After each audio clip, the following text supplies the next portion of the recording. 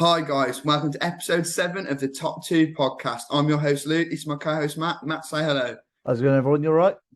Right, on this episode we've got a look back on week 2 fixtures of the Premier League and a preview of week 3. First game of the weekend, Tottenham versus Wolves. Matt, what are your thoughts on Wolves? Yeah, I thought Wolves played pretty well in their game. They had a really good couple of strong attacking plays against Fulham, but they just couldn't capitalise on themselves going forward. They had to. I was really impressed with the way that they broke forward out the line of defence and they actually passed it through the Fulham half. But the only problem is that they conceded that penalty. They really should that should have been. It was a good save from Jose Sarr, but Mitrovic should be scoring. I always argue that anyone who takes a penalty, they have to score. That's just the give and go of this game. But the one thing I really worry about Wolves is their lack of prolificity in front of goal, and that if they can't find goals, they're going to really struggle in this division. What do you think? I'm the same with you. I think Wolves are really good in defence, really good at keeping the ball, really good in midfield, and that's only going to be made even stronger by the news that this week they're signing Matheus Nunes, who Yeah, for me is a player earmarked for the sorts of Liverpool, Man United, those even Arsenal who need another midfielder. The fact that Wolves have got him, obviously, again using those Jorge Mendes links and the network in Portugal to get him for a club record fee. I think it goes up to 45 million. Is for me phenomenal business. However, like yourself, I would argue that money would have been better spent either in the number 9 role or getting some service to whoever plays up front, because Wolves in both their games have controlled possession. Not so much this game, but in the first game they had the majority of the chances. This game they only had one shot on target. They're just lacking that creativity and that cutting edge. And I think with the need a striker, basically. yeah, We're going to be saying it every week. The defence looks solid, the midfield looks solid, and it's only going to get better with Nunes. Now it's sort of that final third and that attacking style of play. I do think that's Bruno Lage's main criticism, that he doesn't really have a sort of attacking style of play. He struggles to score goals, a bit similar to how Gareth Southgate does for the England men's national team. For me, he just needs to start investing in his attack. Onto their opponent Spurs. For me, this was one of the games of the weekend. I thought it was a really interesting, fun game to watch. Obviously, they drew 2-2 with Chelsea. They yeah, went 1-0 down to that really good Koulibaly goal. We'll go on to him when we speak about Chelsea. Obviously, they equalised through Højbjerg. Obviously, the debate whether Richarlison was stood in front of Edouard Mendy, whether the goal should have stood. Then you had Romero grabbing Cucurella's hair, which for me was 100% a foul, which would have meant it was a penalty. But for me, that is also violent conduct. If you grab someone's hair and yank them to the floor, even in rugby, that's a sin. yeah. So in football, for me, that is a red card, violent conduct, and that does change the game.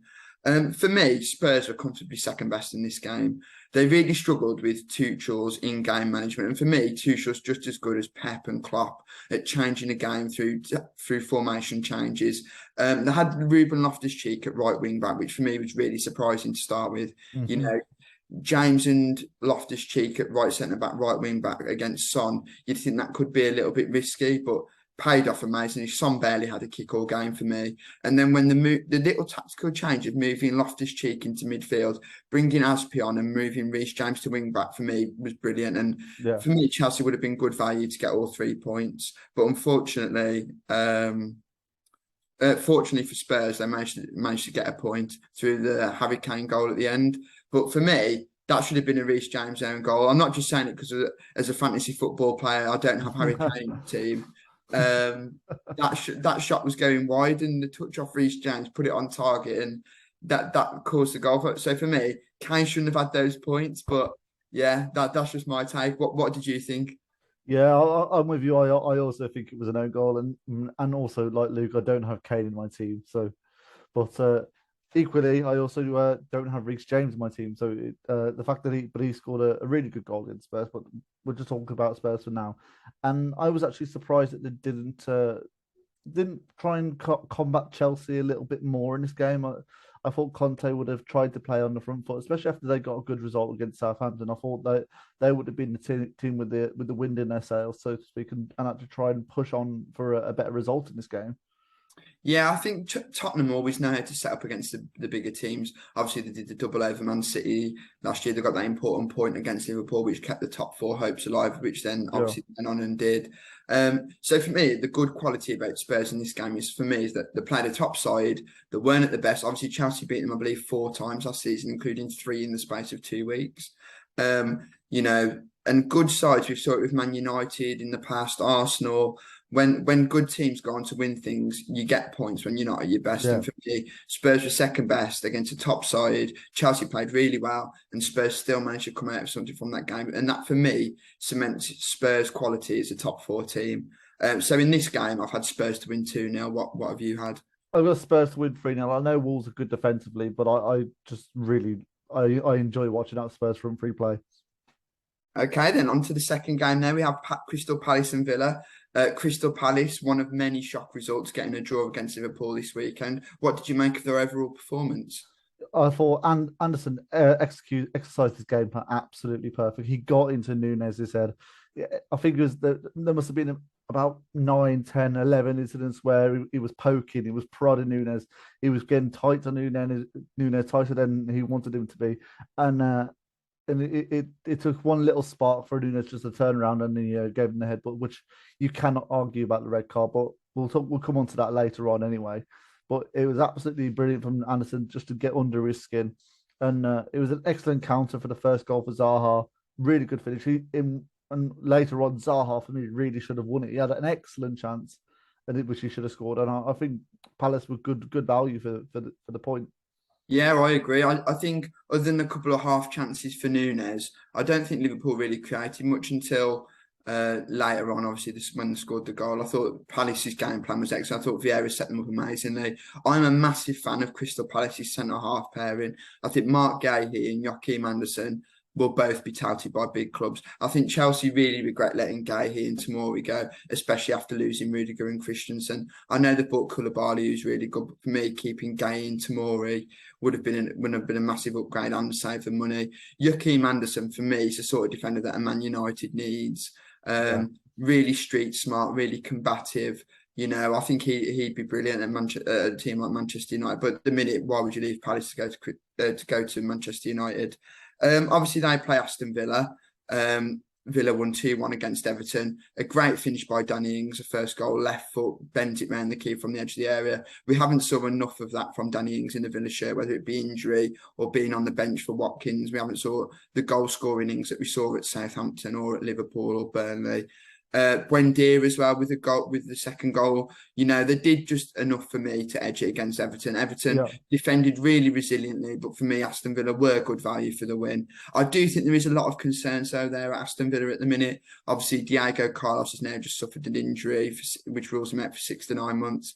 That reverts back to the back two of Konsa and Mings. A few Villa fans weren't happy with how Mings had been performing, so they were happy when Carlos come in. Obviously now Mings is back in the side. For me, the fullbacks are a bit disappointed at the minute for Aston Villa. We saw last season how Digne and Cash would bomb forward, sort of similar to how Liverpool's fullbacks do and get involved in the play, create chances, cross. Cash was scoring goals, and at the minute we're not seeing that. And another big reason why we're not seeing that is for me is the form of Philippe Coutinho. He's been subbed off, I think, before 70 minutes both games now. And for me, he's been really poor. He's not shown the form that he showed when he first came to the Premier League. And I now believe there's an injury to him. So I think Villa will struggle for creativity and goals in this game. What do you think about Villa and what's your predictions?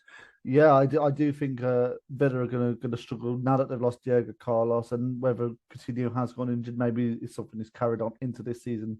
Possibly why he's been taken off twice before 70 minutes. Maybe he's had a little niggle to his body somewhere, and it's stopping him from playing to the levels that he can play. And for me, if Villa can't rectify this problem of just being a little bit more smart going forward, trying to open up the very clear cut opportunities rather than the little small opportunities where it was a brilliant goal for Buendia, but the Ings chance I would say was really half chance, which he created himself.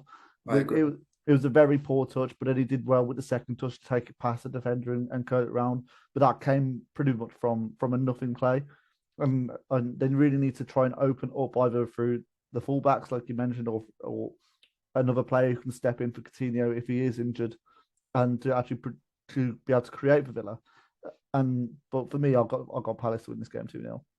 I've gone for a 1-1 draw. I still think Crystal Palace have got a few bugs to work out going forward. Obviously against Arsenal, didn't create much or score much. They played on the back foot against Liverpool and scored the one chance that they had. It'd be interesting to see them play someone that's roughly around their level. Obviously playing Arsenal and Liverpool in your first two games, you don't really get a fair reflection of how good you are going forward. So for me, I've probably been a bit cautious on how I predict this game. So I've just gone for a 1-1 draw in this game. On to Everton versus Forest. I'm going to speak on Nottingham Forest. I have been very impressed with them in the last game for me. Their owners are really committing to Steve Cooper and trying to stay in the Premier League.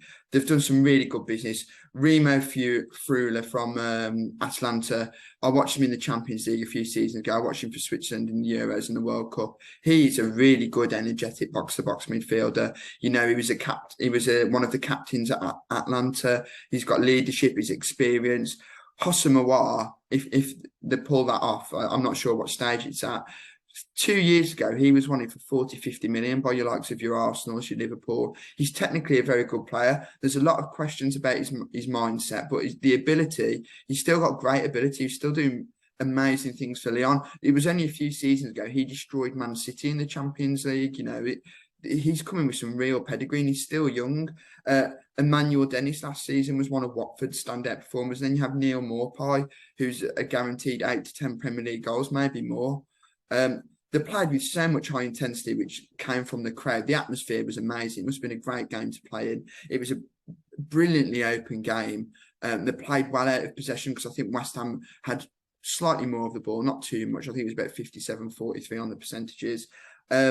32 shots. This was a different team to the side we played against Newcastle, who were very cautious and very reserved. And I think if Forest are to say up, they need to accumulate the points at home with that crowd and the style of play that they play there. Obviously, we've got to speak on Dean Henderson. He was outstanding. The penalty save was amazing. He made a lot of good saves.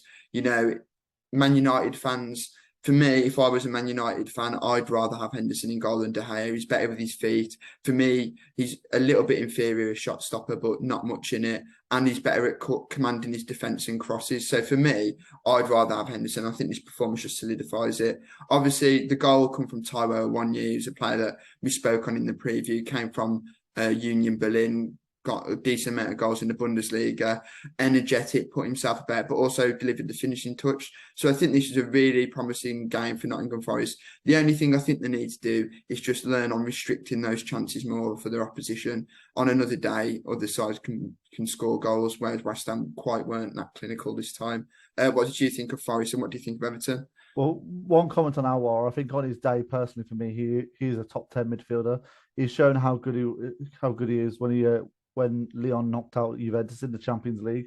And I think he's fallen a little bit unlucky at Lyon now that they've got Pacheta, who plays in the same role as him. So he's been pushed into other roles, whether it's been centre mid, CDM, left mid, left wing, centre forward. And I think that's where he sort of lost a little bit of his consistency a bit and a little bit of his form.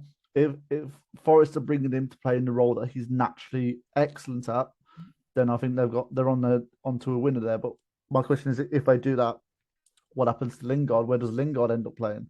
So I think it might end up being good competition for both him and Lingard. Yeah. But it's whether they can both play together as well. Because if they find a way for both of them to play together, then Forest could have some dangerous players for them this season. As for Everton, I don't think Everton were positive enough against Villa. They didn't get too many shots off. They potentially had a goal which was ruled out for offside, and that was rightly so. But other than that offside goal, they didn't really offer anything too much about them. The most we could talk about in that game was either the offside goal or the strike from Damari Gray in the second half. Other than that, they didn't really have much of a chance other than the goal after Villa went 2-0 up.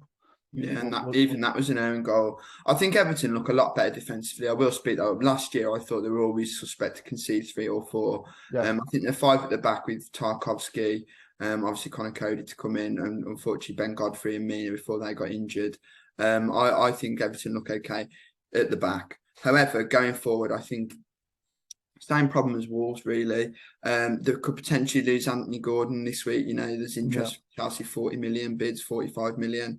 They've got no striking presence whatsoever when Calvert-Lewin's out injured. I think they played Damari Gray and Anthony Gordon as the false nine, and that really didn't work for me. no, They're both traditional wingers that like yeah, to cross the ball. In no way are they a number nine. They've got Rondon on the bench, who's clearly not in favour there. And when he did play last season, he wasn't very good.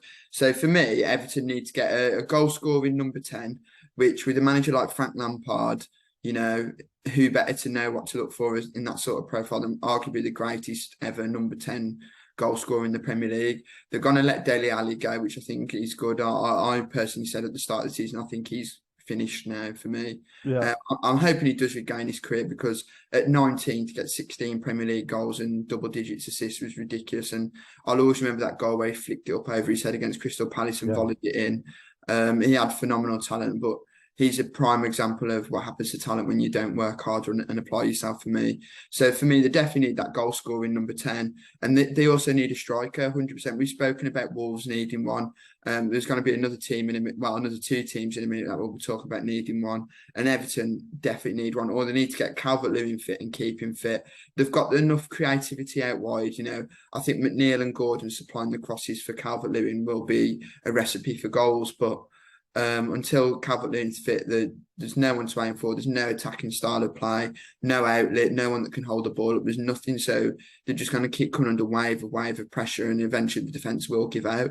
In this game, though, I've had 0-0 with Forest still working out how to play away from home and Everton still struggling to score goals. I think this game's got 0-0 written all over it. I've got Forest with this game 2-0. So shall we move on to the London derby? Yeah, go on then. You start us off. Yeah, so Brentford was absolutely phenomenal against Man United. They made Man United look poor, and we'll talk about Man United later, but we've got to praise Brentford. And Jensen, I thought, was absolutely brilliant in that first half. He was the catalyst to making Man United play poor. They like the way that Brentford pressed on the whole, it stopped Man United playing it the way that they wanted to, especially making David De Gea make those mistakes. And they capitalised on two really poor opportunities that David De Gea basically gave away to Brentford. And then the other two goals were good examples of breaking away, countering, and good finishes. And so they were really, really good value in that game. But what do you think of Brentford?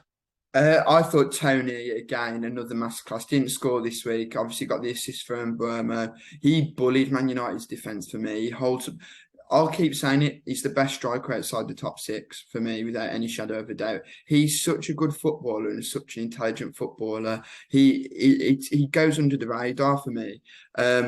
His hold up play and link up play with him and Burma at times was breathtaking. That midfield was brilliant. They're so full of energy and running. They outrun Man United by 13 kilometres across the 90 minutes. That's each player running an extra kilometre on Man United and the subs. Like, for me, that's ridiculous. That shows A, the lack of commitment from Man United, but B, the amount of fitness and commitment under Thomas Frank that the Brentford players have. That they were awesome. And for me, I looked at the squad as well. Even their bench is getting stronger now. They had Vitaly Janelt on the bench, Mikhail Damsgaard, Keane Lewis Potter, Johan Visa. These are all good options of players that can come on and affect the game. So, you know, I still worry about if Tony got injured. So for me, I think like the team, like Everton, they do need to invest in another number 9 just to protect Tony, and if he gets injured. Other than that, I think Brentford are in for a good season. I don't foresee any second season syndrome at all. Onto their opponents, Wolves. Obviously, we've mentioned that game a little bit already. It was 0-0. Mitro missed the pen. For me, they look really solid out of possession. I was really worried about them defensively this year. They restricted Wolves to one shot on target. Polina and Pereira look like really good signs to me. Polina is an engine and a bully. For me, he's the sort of player that I've said it in the preview show to the whole season. Man United, Arsenal, a top 6 team will be looking at him. I think he's brilliant. Sort of similar to when they had Anguissa a few years ago, that sort of mould. I think he's a really good player, but also got that technical ability. And Andreas Pereira, he's a hard-working number 10. These are really rare for me. Yeah. Normally when you have a number 10, they neglect the defensive duties, but he runs as well. And for me, sometimes with these lower end teams, you need commitment, you need hard-working players. And while he's not putting up the massive goals and assists, he's crucial in the fact that Fulham aren't getting overrun in midfield. They've played Wolves now, they played Liverpool, and they were competitive in both games. And I actually think Fulham might surprise a few now, and they've got players coming into the team. They've got Burntler now, who's yet to come into the side. Issa Diop, who I think is injured at the minute, he'll come in obviously, and I think they'll just get stronger and stronger. They just need to start winning these games now. If they're a little bit better defensively, they could have nicked it against Liverpool. And again, if they took the penalty here, they could have nicked it. And they just need to turn those draws into wins. For this game, though, I'm going Brentford to nick it 2-1. What are your thoughts on Fulham and what's your prediction? Well, part of me, the reason I'm going to go straight to my prediction, I've got Fulham to actually win this game 2-1. And I think this is the type of game where they can literally really take it by the scruff of the neck. They were ever so close against Liverpool and Wolves, but those are two teams that have really, really strong midfields. As do Brentford. Brentford also have a strong midfield, but I wouldn't, in my opinion, they aren't as strong as Wolves or Liverpool's midfield. So Yeah. I think if Fulham can really battle in this game and take control of this game, which they've got the potential to do with the way that their midfield's been playing at the moment, I could see them getting a strong result and getting a 2-1 win in this game. Yeah, and with derby games, they are always close, tight knit affairs, and I think it could go either way this game. On to Leicester Southampton. I'll start us off with Southampton. They drew 2 each with Leeds last time out. They went 2-0 down to 2 Rodrigo goals. They really struggled at set pieces, and Leeds really should have had a few more goals at half time for me. The wide players in Harrison and James, they played really well for the first 45, even the first hour, I'd argue, creating chances for the strikers. Bazunu made some really good saves. I'm glad he's starting to play his way into the Premier League now, starting to grow in confidence, starting to show what he's been shown on the international stage and in the lower leagues as well, because he's a bright young goalkeeper. But for me, they need to improve all over, really. They're sloppy at the back under the set plays. Rodrigo got a free tap in at the front post for the first goal as well. And then, fortunately for Ralph Hasenhuttl, for me, the subs changed the game. I thought Aribo come on and played really well. His goal was really composed, really good footwork. The fact that he had 3 defenders and the goalkeeper for him and still managed to slot it away, I was really impressed with. And then Kyle Walker-Peters was a good work goal for me as well. They need to improve both ends of the pitch. Sekumara, come on, he played a lovely ball for Kyle Walker-Peters, his goal. They're going to be relying on him, which for a 19-year-old just coming across from Bordeaux, is that really fair to be relying on him as your main source of goals, along with the likes of Armstrong and Adams, who, for me, teetering towards being a championship striker that doesn't make it in the Premier League, like your Dwight Gales, your Michael Chopras, those sort of players. Bella Kotchap had a good debut for me. He looked really technically good for Southampton, but I think Southampton are in a fair bit of trouble this season. What do you think of them, and what do you think of Leicester? Yeah, well, I think Joe Aribo was a really smart signing for them, and I think if Southampton want any chance of staying up, I think they're going to have to really rely on him getting the goals. And if he carries on doing what he did against Leeds, I think they've got a chance, but they still need a few more additions. I think definitely at the back they look very weak and very fragile. Yeah. But as for Leicester, I think another team, I know they were playing Arsenal, who were very, very good value for their money, but another team who have conceded a lot of goals. And if there's one player I really want to highlight in Leicester that I worry for, Danny Ward, the goalkeeper. He had a bit of a howler when it was just terrible defending. One, firstly for the second goal, I'll come back to Danny Ward in a second with Jamie Vardy. I know he's not a defender, but from that near post, you have to head the ball out of danger. You cannot head the ball from a corner back across your 6-yard line, because that's what you're only causing problems for your own team, and that's what happens when Jesus knocks it in at the back. With Danny Ward had an absolute shocker, I thought, for Arsenal's third goal, and was fortunate to pull the second back through poor keeping at the other end of the pitch from Ramsdale. And I thought Leicester were lucky to only be conceding 4 goals, and then equally they was lucky with the second goal that they scored. And they really need to improve, I think, if they want to get results and the type of results that they need. I think there's massive problems at Leicester. I think from judging by Fofana and Tielemans' performance at the weekend against the Arsenal game, which I actually watched, I thought that they don't want to be there personally. I think they can tell they're both unsettled. Neither were really breaking a sweat. Neither had the best game.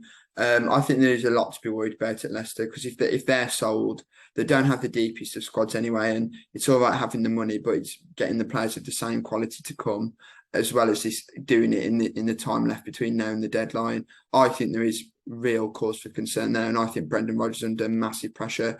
I agree with you; they were very fortunate to get the 2 goals they did. Obviously, the Saliba own goal was a fluke, and then like you, I thought Ramsdale, who I am actually going to speak about in a bit. I thought that was really poor keeping from Maddison. The shot was struck quite well, but you should always be saving them from there for me.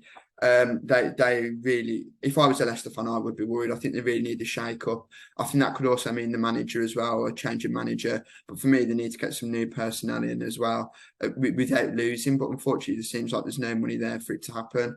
But in this game, I am actually having Leicester to edge it 3-2. I've got Leicester to draw this one 1-1. Okay, onto Bournemouth and Arsenal. Obviously, Arsenal played Leicester. For me, other than Man City, Arsenal, which is also reflected in the fact they are second with 2 wins, have looked the next best team for me. Jesus looks like the sign of the summer that we all predicted. His first goal was brilliant. The way he shifts the ball and bends it in was phenomenal for me. It was that Brazilian flair and technical ability that's synonymous with players from that country. For me, I'm gonna speak on it. Arsenal fans probably won't like this, but Granit Xhaka for me, the last season and a bit, maybe even 2 seasons, has been a figure that's gotten hate because of the 1 or 2 moments a season that he does inevitably cost the team. But other than that, the other 35, 36 games he plays, for me, he's a 6, 7 out of 10. And then this game for me was an 8 out of 10. He was brilliant. He was everywhere. He progressed the ball. He won the tackles back with bite. He scored. For me, I think he's massively underrated. I do in the Arsenal team. And while I do think they can upgrade in that position, I think he'd still be a good squad player to have. And I think he had a brilliant game. That whole left-hand side of Arsenal looked fantastic for me. Zinchenko, Xhaka and Martinelli. Martinelli is finally delivering on the promise that we thought. It's been a bit stop-start with injuries. He's never really got a consecutive run in the team. But for me now, 2-2, I think this is going to be Martinelli's season. And he's in my fantasy team. He's already rose 3 points, in his value. He's doing me really well. But the fact that Arsenal are playing this well, and I don't actually think Bukayo Saka is playing that big of a part in it. He's still playing well. But for me, he's in the background, whereas before they were massive relying on him, and Smith Rowe, who's not even in the team. It shows how far Arsenal's progressed. And I think if they can keep this up and transition these sort of performances into the ones against the big teams, which is what cost Arsenal last season, I think Arsenal will get top 4. What did you think? And what do you think of Bournemouth? Yeah, so I think after Liverpool's result, there might be a case of this season where Man City almost pull away from the pack, and I think it might even be a 4 or 5 team race between Spurs, Arsenal, Chelsea, and Arsenal And Liverpool. and Liverpool. That's one. Oh, I knew I was forgetting one. Well, I think it's going to be. I agree. No, I agree. I think it's going to be a 4-hole race to see who gets the other 3 spots, and there might also be a surprise team in there. But I just want to make a comment about Gabriel Jesus. What a phenomenal player he is. The first goal was brilliant. The second one, it was amazing how he pulled away to the back post and anticipated that Vardy back header. And then the 2 assists as well, especially the one for the Xhaka goal where he didn't have a lot of time to think about it, but he just definitely touched it to Xhaka and it was a composed finish. I was really impressed with Arsenal in that game. As for Bournemouth, it was a disappointing result. It's probably a result that they expected, but yeah, I better say I wasn't disappointed. No, they'd have been expecting that. I think it was disappointing by the margin of the result. I think I know it's Man City. I know we're talking about how good Man City are, but I think they almost played their way to be beaten that way. They didn't really try and challenge Man City on. And I know that's a hard thing to do for any team in this division, but if you want to try and at least protect the scoreline a little bit, you have to show a little bit of on the front. And they did try to do that a little bit more in the second half. I thought the first half, I think it was all Man City. It was a mountain climb anyway, and if they want something from this game against Arsenal, they're going to have to try and be a little bit more on the front foot for me in this game. Yeah, I agree. I'm just going to go straight to my prediction. I do think Arsenal are going to win 3-0. They did well against Villa in the opening game. They could cause Arsenal some problems. It wouldn't surprise me if they did score. Obviously, I've gone for an Arsenal clean sheet, but I do think the way Arsenal are playing at the minute, they'll just be too good. What's your prediction? Yeah, well, I've actually gone a similar prediction, but I've actually got Bournemouth to scrape a goal, so I've gone a 3-1 Arsenal win. Yeah, on to another interesting game this weekend now, Leeds and Chelsea. The biggest compliment I can actually pay Leeds at this moment in time is I really don't think they've missed Rafinha and Calvin Phillips. And the fact that we're 2 games in and we're not really mentioning how much they missed those 2 absolutely massive players that kept them up last season. I think that shows how well Leeds have recruited and also the way that Marsh has set them up. I think Adams and Rocker in midfield look better than Phillips and Click did together. I think Tyler Adams looks a really, really good buy. I do. I think Rodrigo's really stepping up into that striker role now. 3 goals in 2 games, and they've all been different types of finishes. First game was a lovely low-driven shot. Then he scored the tapping across the front post and the header. I think he's looking really good in that number 9 role, which with Bamford still struggling with injuries, they're really going to need. And 4 points from their opening 2 games, I think that's a good start to the season for Leeds. Still got the same defensive problems though. That Aribo goal, is poor defending from Leeds' point of view. 3 or 4 defenders back there and they couldn't get the ball off him or stop the goal. I think that was quite poor. They definitely need a left back. For me, that all their troubles come when Pascal Struijk was at left back. He's not a left back. Firpo's, I think he might have even left now. They don't have a proper left back at the club. Obviously, Dallas is still out injured. For me now, Leeds need to secure that number 9 if Bamford's still going to be injured, and they need to secure that left back. And then I think they'll actually be okay as well. What's your thoughts? Yeah, I think Rodrigo, 2 brilliant goals that he scored. It was really good movement, and I'm really impressed with Arison. But the one big comment I want to make of Leeds is I do question the manager. I'm still not sure if he's good enough for the Premier League standard. I think there's better managers out there that Leeds can have that will keep them better organised, who will see out results. And I'm just going to move quickly on to Chelsea. I thought the two new boys that came in, Cucurella and Koulibaly, they combined brilliantly from a set piece to give them the lead. And I think Chelsea played really well in that game. They surprised me. They considering the way that they played against Everton.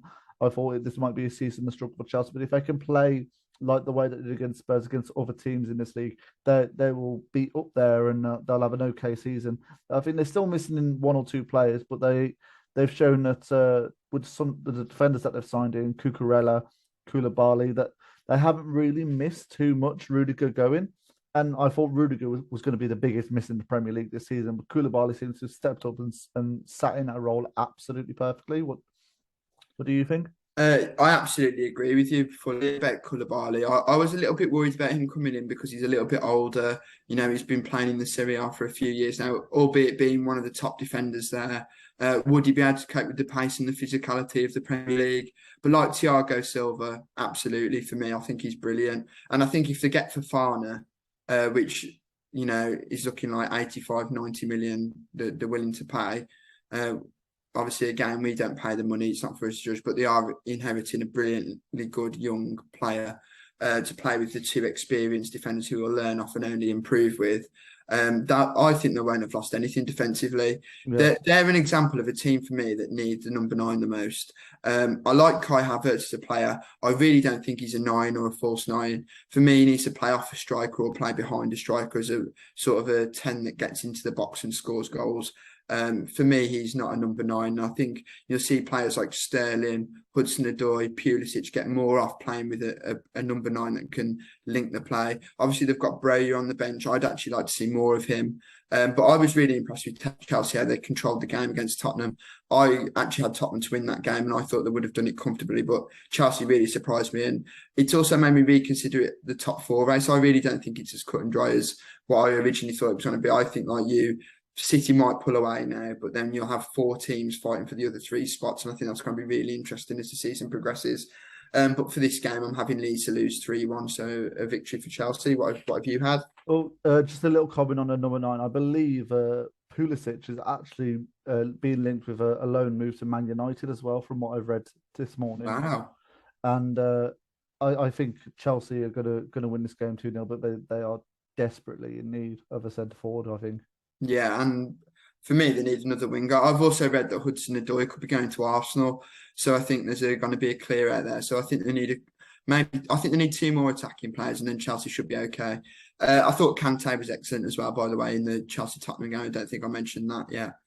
On to West Ham Brighton. I don't think I can praise Brighton enough this season so far. They absolutely dominated Man United. For me, they dominated Newcastle. They created chances, but they have no cutting edge. And it's the same story that we've been saying about Brighton for a few years. Yet another club that need that goal scoring number 9. There are 6 or 7 clubs that need that number 9 in the Premier League, and whoever gets them, I think, whoever gets the right number 9, that'll affect where they finish.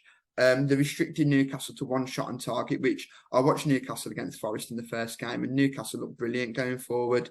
But in this game, they couldn't get anything going. I thought Brighton were brilliant. Moises Caicedo, I've seen links to Man United this week, and for me, that is the right sort of player for Man United. They need to hold on to him at all costs. For me, I think he's got a higher ceiling than Bissouma. I think he's a few years younger. I think he's better with the ball at his feet. I think he does all the defensive stuff. He looks a really, really good player. One player I was really impressed with as well when they came on was Mitoma.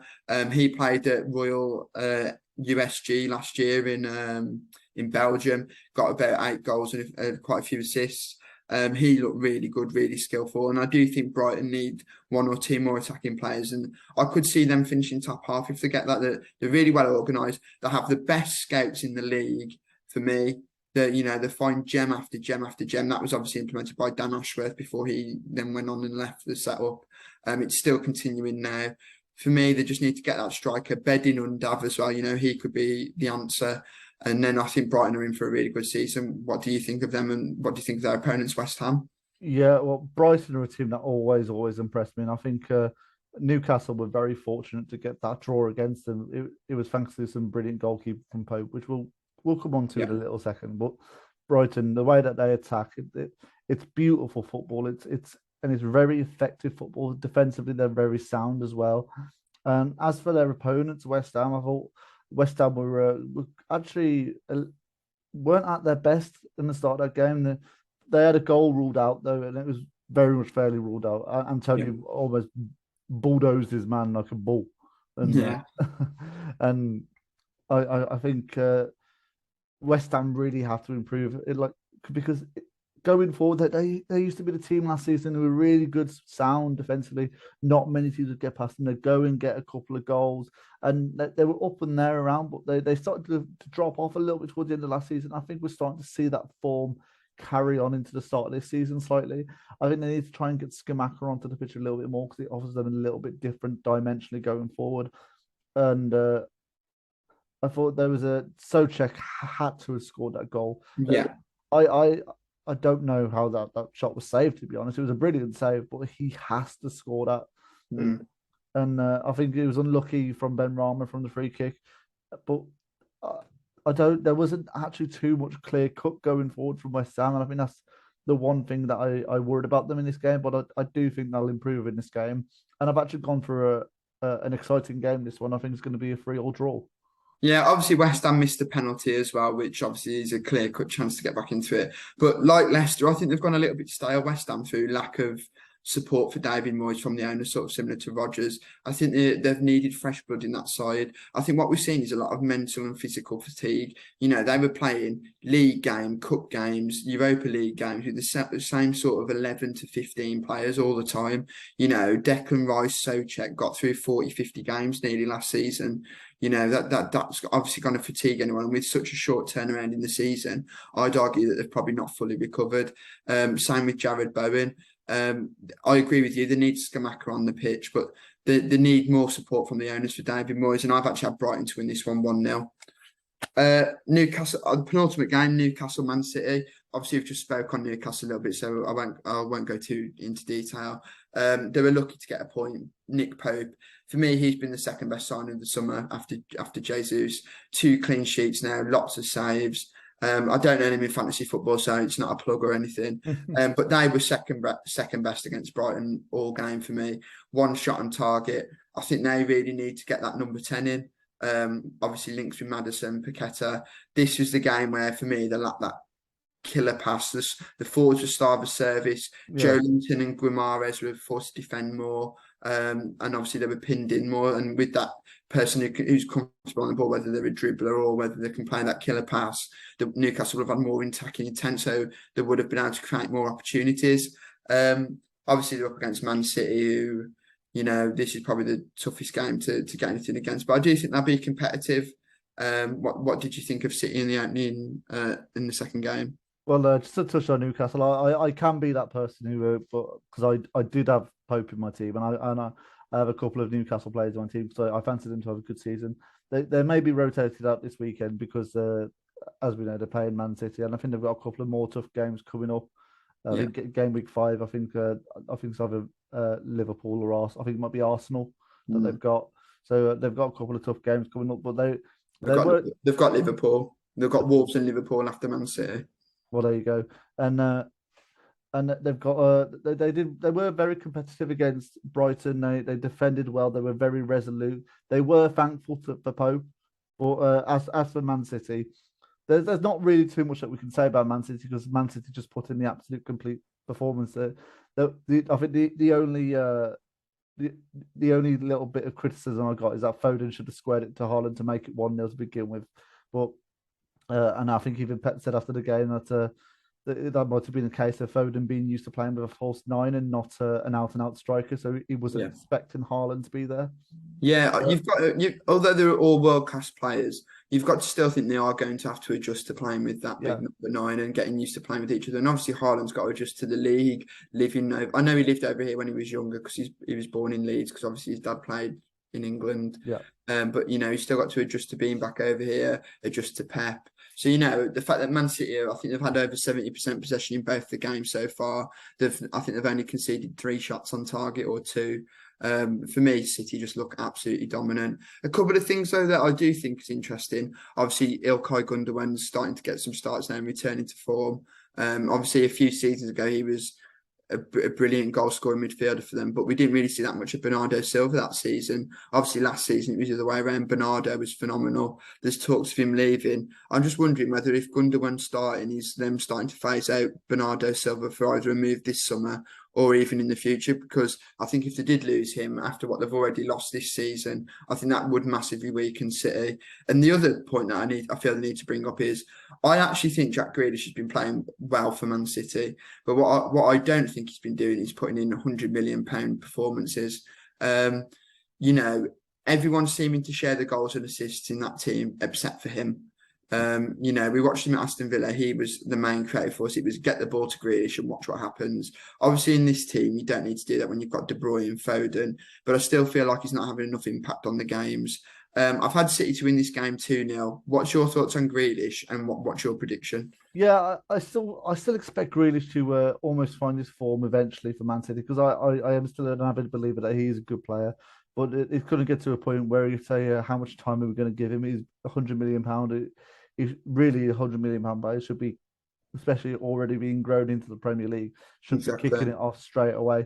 But I do think the numbers will eventually come for him, and I hope he does pay back that price tag. But I've actually got Man City to actually narrowly but also comfortably win this game 1-0. I fancy Newcastle to have a good game defensively. Yeah. On to the final game, and it's a relegation battle. Neither side without a win. Man United versus Liverpool, the two biggest clubs in England for me on reputation history. I'll start about Liverpool. They are plagued by injuries at the minute. Thiago, Keita's not fully fit, Oxlade-Chamberlain, Konate, Matip, Kelleher. There's 6 players that had been Curtis Jones. There's 7 that had been there sort of starting 18. The 11 and the subs.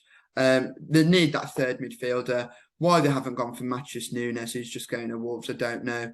Saying that, though, it weren't the midfield that let them down for me. I thought Milner and Harvey Elliott were the 2 best players on the pitch. I thought Fabinho's playing really poorly at the minute and did at the end of last season. For me, it used to be close between him and Rodri for who's the best DM in the world, if not the league.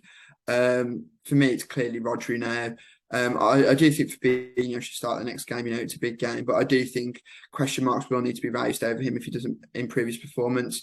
Another shocker for me was Trent and Robertson. Robertson especially was absolutely awful with the ball at his feet.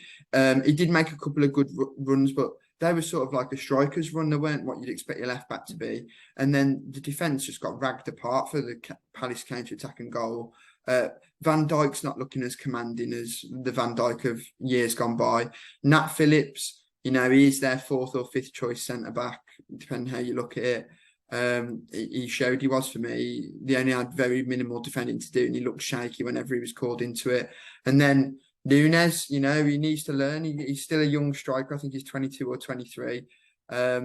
He got played by Joachim Andersen all game, and she said he was pinching him, pulling his shirt in his ear, shouting, talking to him. He just got wound up to a point, and then it just all boiled over. And they're without him for 3 games now, and I do think that'll hurt them because they've got Jota injured as well. Another player that I forgot to mention. There's 8 big injuries, and then Nunes suspended. There's 9.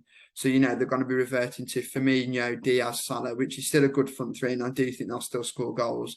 But, Salah was poor. Diaz had an awful game up until the last 20 minutes where that goal spot, he scored an absolute beautiful goal. And then he was absolutely everywhere. He was winning the ball back in midfield, driving the ball up, playing in number 9, playing left wing, tracking the fullback. I don't get where he got his energy from. The last 20 minutes, he was phenomenal for me. Salah was non-existent really most of the game. There was a couple of nice link-ups with Nunes, but other than that, he was non-existent. And Liverpool have really not started this season very well. What do you think of Liverpool, and then what do you think about the travesty that is Manchester United? Just to comment on Diaz in the last 20 minutes, it's excellent. You say really, it's that saying that goals breeds confidence, and it's wonderful how much a goal can absolutely change a player's performance. Absolutely. And if there's one proof in the pudding to absolutely highlight that, it's Luis Diaz's goal. As for Liverpool, I just want to compare them to Man City slightly, because if there's one thing that I worry about them is that Liverpool have almost done a little bit like West Ham. They played a lot of games last season. They're coming to this new season. Yes, they've had the injuries, but they don't seem as fresh as what Man City have coming back into the start of the season. But Man City, for me, have that depth. They have a lot of quality and depth, and they have players on their bench who could walk into any team in this league and start. Yeah. I think that's one thing that Liverpool miss. They're missing those players on the bench that walk into most teams and start. There's a few teams, I'd argue, for a few players on that bench that would start in some teams, I'd argue. And I think that's the big difference for me between Liverpool and Man City right now. I agree. Just to touch on Liverpool's bench, I think losing Minamino and Origi are actually quite detrimental, and they haven't really replaced them. They've got Elliott and Carvalho, who are quite young kids, and then obviously they've got the lads that were there last year, and then obviously Nunes does replace Origi. But even just having them on the bench is impact. I do think they do have the depth that Man City have, but if you took 9 injuries away to Man City's team, they'd have the same problem. That is a lot of injuries in a. But I agree with you. I don't think they're as fresh as Man City, and that's why the injuries are happening. On to Man United. Where do you want to start? Well, the first thing I want to talk about, I'm just going to talk about the goals in order. I thought for the first goal, Maguire was too slow on the ball for Erik ten Hag's system. They didn't really give him. The team didn't really give him that option. I thought every time Man United tried to progress the ball through the midfield and through the lines of the attack, there was no movement. Everyone was stagnant. Brentford were pressing them, but the only way you deal with a press is that you move about. You actually show you want the ball. You make yourself a space for the ball. Man United weren't doing that, and it made it very easy for Brentford to press, win the ball, and Brentford did it so effectively in the first half. I think it was the third goal. I think Ronaldo lost the ball quite easily, and it's the one problem that Man United have. If they want to play Erik ten Hag's system, they're going to have to want the ball. They're going to want to fight for the ball, which is for me is how every Man United team I've seen under Sir Alex Ferguson do. They always fought for the ball. They always won the ball high up the pitch, and since then they haven't done that to any effect. And if they really want to go back to playing the Man United way, which for me, Erik ten Hag is the perfect manager to play the old Manchester United way, they need to buy into his tactics, buy into his methods of actually pressing the ball and being good not as well as on the ball, but also off the ball. And I think that's the biggest problem for me. Yeah, I think there's a lot of problems at Manchester United. First of all, I'm going to start at the very top, the Glazers. You know, people go, they've spent money. They have, but they've only spent a fraction of what that club generates. That club is one of the biggest sporting franchises and brands in the world. I think it was the first and second most wealthy football club in the world over the tenure that the Glazers have had them, alternating with Real Madrid and Barcelona. The certainly the biggest name globally in the Premier League. They've got one of the biggest stadiums, got the biggest fan base, and they generate so much money, and only a fraction of that is making it out onto the pitch. The Glazers keep taking dividends, not paying off the loans, selling the assets. You know, it's just draining the life out of the club. Next level below them, the executives and the scouts. Awful. What is the recruitment strategy this summer? You know, they wanted De Jong for months and months and months. You know, he never said he wanted to go, and lo and behold, he's not coming. They don't have a backup. They don't have a plan. They just panic and go, you know what? We'll get Rabiot and Arnautovic. Where's the scouting? Look at a club like Brighton, who are doing what Man United should be doing on a tenth of their budget. Like Man United chuck multi-million pounds at their scouts and their executives, but because the bankers are not football men, they're just signing FIFA names. Like Rabiot would have been a great signing for midfield 5 years ago as a prospect from PSG. He's not the player they need now. They don't look at profiles. They're not. And then next level, Ten Hag. I feel really sorry for him. I do. He's getting no support whatsoever. I already see some fans turning on him. I watch a little bit of Man United media on YouTube. The fans are already starting to tell him, you know, calling him Eric 10 clueless and things like that. Eric 8 hard because he's already lost twice. You know, it's a joke. You need some patience. Sort of, they need to apply Arsenal fans, not all Arsenal fans, because they were terrible as well for Arteta in, Arteta out every week. But they need to apply the sort of patience and long-term thinking that a majority of Arsenal fans have given to Mikel Arteta, and now they're reaping the benefit. This is a 5-year recovery job for Man United, and that's if everyone pulls in the right direction. Then onto the pitch. Some of these players are a disgrace to that club. You know, you're going about Liverpool's bench not getting in the starting 11 for some of these teams. Some of Man United's starting 11 don't get in the starting team for teams. I would not have Scott McTominay in Brighton's midfield. I would not have Fred in Brighton's midfield. I'd not have either of them in West Ham's midfield. I'd not have either of them in Newcastle's midfield. Yet they're the starting pair for Man United. And the other thing that I find absolutely disgusting is, I mentioned it for Brentford, 13 kilometres Brentford run more than Man United. That's just pure effort. How can you not have effort to play for one of the biggest clubs in the world? I fully agree. It's ridiculous. So in this game, I've had Liverpool to win 2-0. Yeah, I just want to also reiterate what you just said. It's these players are playing for Man United. It shouldn't really matter what team you're playing for. You're playing football professionally. You're earning God knows how much money, and the least you should be able to expect to earn that money is to play for the badge and to actually work for that badge, and not just let games go by easy just because you're going to get a wage packet at the end of the week. I'm sure they've got loads of bonuses that they can find themselves being motivated to play towards.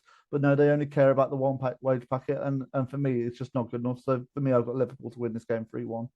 Yeah, right then. And that's this week's fixtures all wrapped up. Thank you for joining us, Matt. Thank you, everyone, for watching. See you next week. Peace out. Yeah, brilliant. Thank you, guys. Bye.